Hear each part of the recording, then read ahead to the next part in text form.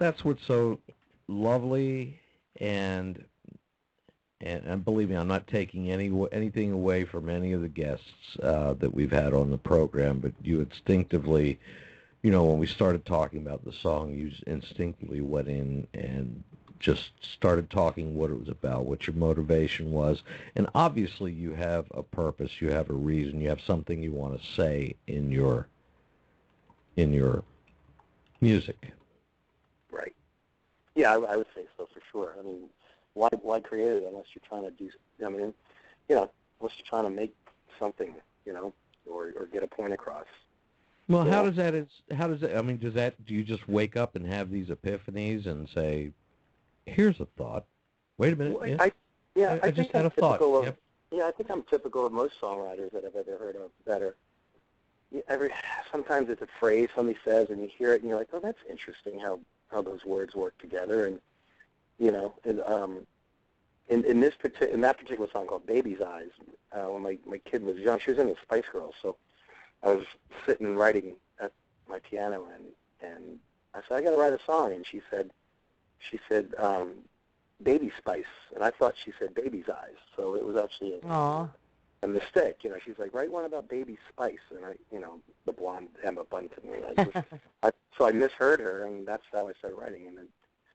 But it's those little happy accidents. I think that's how a lot of songs get written. But for me, it's, I have a lot of I get a lot of my material from the people that are close to me, my friends or people that are acquaintances, because we all have. That's what you guys know. There's characters everywhere, and everybody's got something going on with them. Because I noticed on both CD, well, let me say, before I make a lot, well, on the second CD, you have, like, the title of the song, and then you have, like, Baby's Eyes, and then Daughter, in parentheses.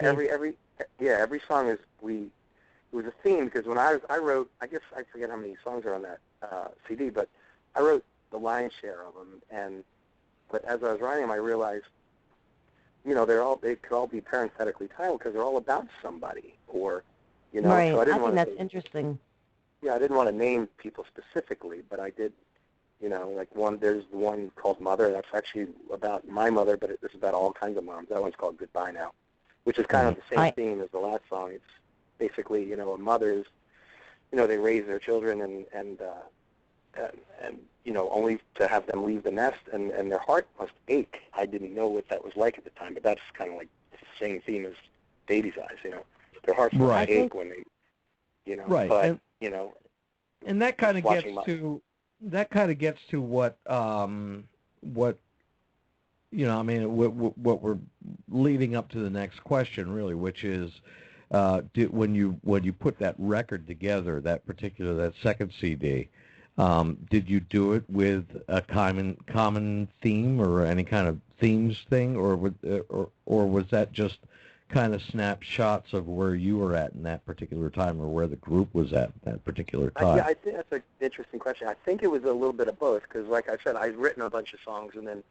Greg had a few that Greg Schroeder, the drummer, is a peculiar type of writer. He writes the most intricately weird, psychedelic type stuff, and he's never tripped or anything. Not that you need to. He's the most straight-laced guy I've ever met. He comes up with these things, and Brian is a good songwriter too. So but as I was writing, I'm like, wow, these songs all have like a theme. And when I said to those guys, this song is about,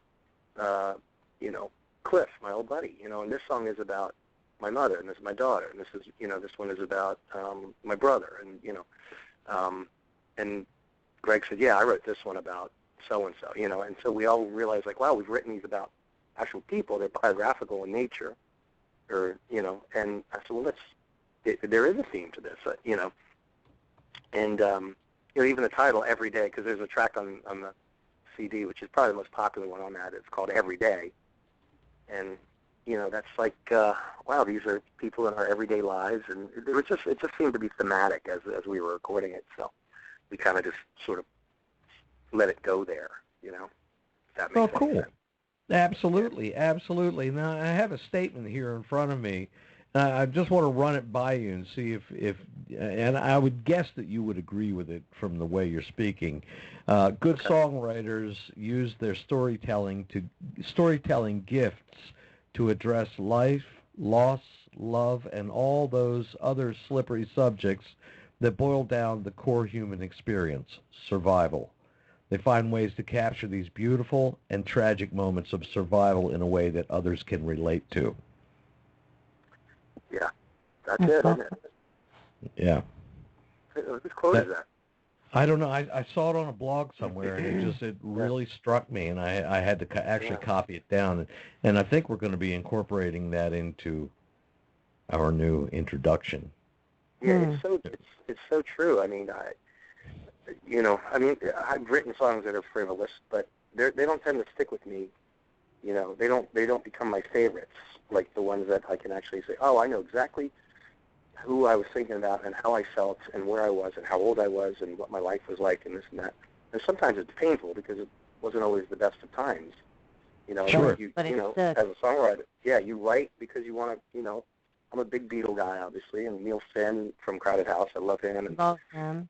And I just, those guys are honest songwriters, so that's what I think you have to be, whether for good or bad, and try not to be, too malevolent when you write if you're mad, which I've made the mistake of doing, actually, even on that album there, I did, so, but yeah.